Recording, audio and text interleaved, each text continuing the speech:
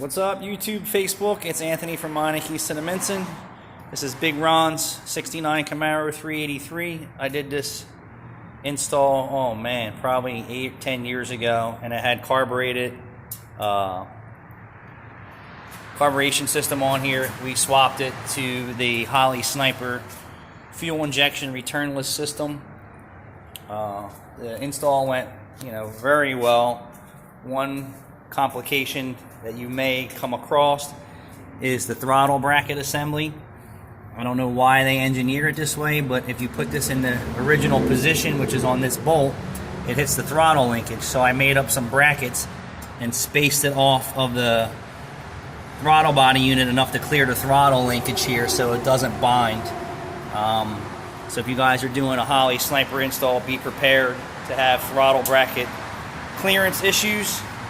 Other than that, it was pretty straightforward. We wound up doing a new fuel tank with an intank pump with a fuel level sender so he knows how much gas is in the car. I hope that it works. It starts up pretty nice. Let's check it out.